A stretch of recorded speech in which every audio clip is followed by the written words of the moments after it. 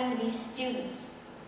So, this is a writing activity, and I'm going to be talking about, let's say, the 5 senses to a classroom of kids. It's time that I do quite a bit, actually, talking about descriptive writing in the 5 senses. So it's smell, sight, and I talk about which ones they are.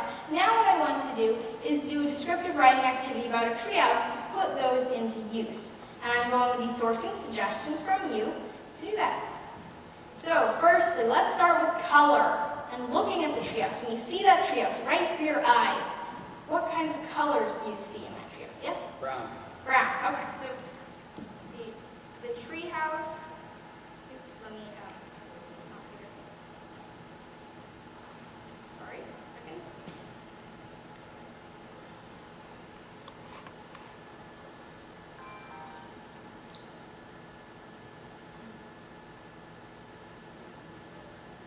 Great. So the treehouse is brown and blends in with the dark leaves of the forest.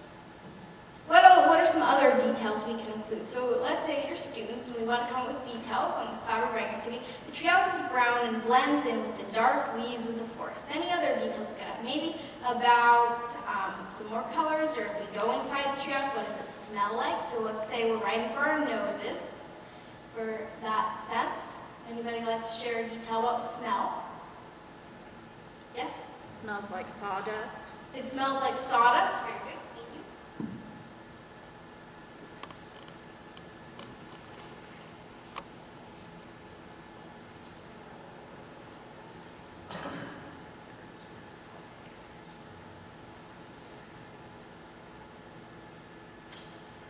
Great. So the treehouse is brown and blends in with the dark leaves of the forest. When visitors walk in, they are struck by the smell of sawdust that still lingers in the air from construction projects long gone. What else can we add? How about touch? Or yes?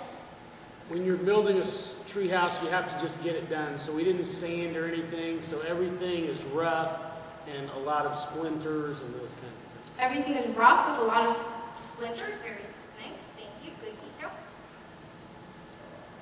The tabletop in the corner is rough with splinters everywhere. And so are the walls. It is an unfinished project.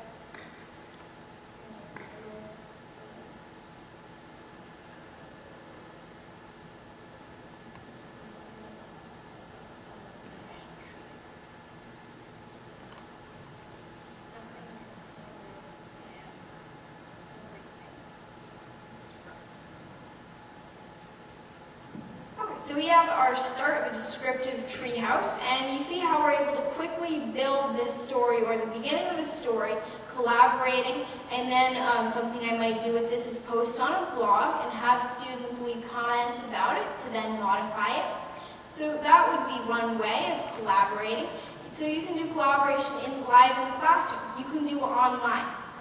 There are many different ways of making learning interactive. So today, you're not the only ones watching my presentation. As you know, audiences are tuning in both through video conferencing and the web, so you can share content live using video streaming like Ustream. And we see also some more ways to share learning. You can use things like the Pulse Pen, these new technologies that are coming out to record or complete assignments, lectures, take notes in class, etc. And so writing to learn has been expanded to include many different definitions, from writing with an interactive pen, to using an interactive whiteboard, to streaming live on the web, to using collaborative writing. Writing to learn and also writing across the curriculums is a good way to share learning with students in a way that they can understand, in both visual ways and collaborative ways and tactile ways.